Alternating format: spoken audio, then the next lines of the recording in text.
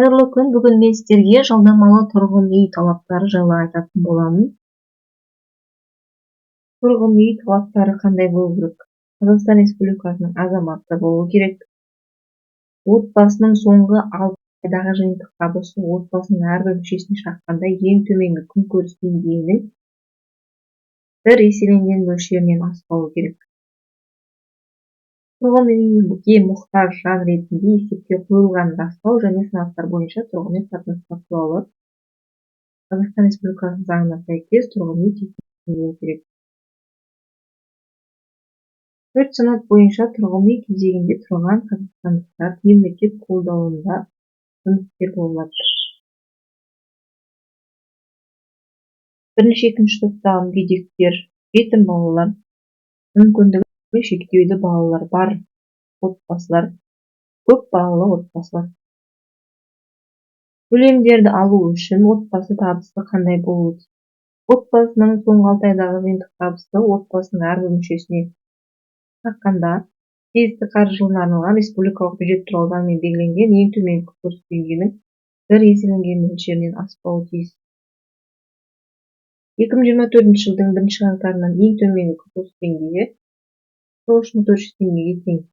Мысалы, отбасында 5 адам, 2 ата-ана табысы 217.035 теңгеден аспауы тиіс. Табыс ретінде не ескеріледі? Жалақысы, жеке кәсіпкер кірістері, өтеулі қызмет көрсету келісім шарты бойынша табысы.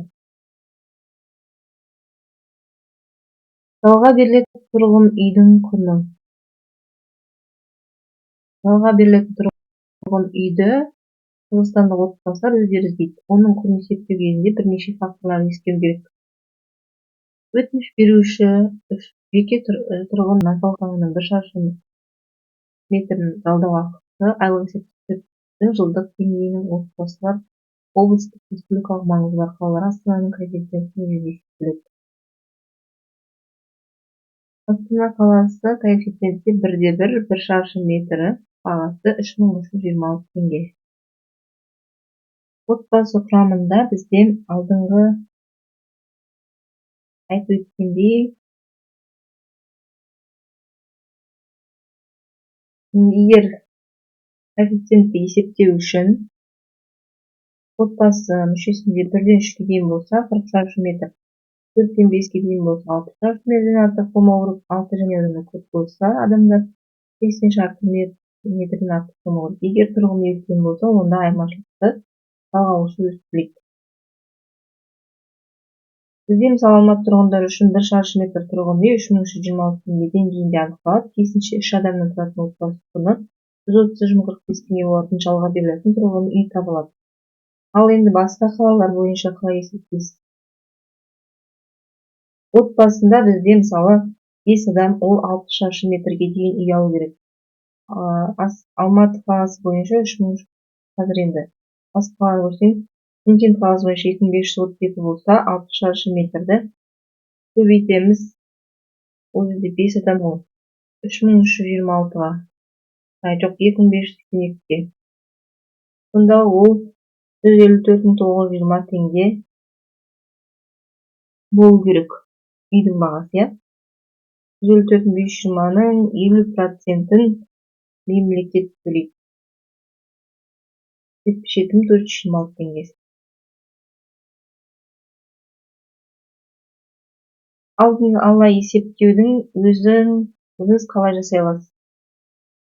Алдымен жалға берілетін тұрғын үйдің ауданын тексереміз. Ол рұқсат етілген аудан үлкен немесе кіші ме?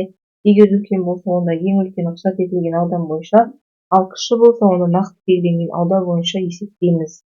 Нәтижесінде шыққан жалдау ақысының келісімшартта көрсетілген жалдау ақысының сомасымен салыстырып, субсидияны есептеу үшін кішісін таңдайсыз.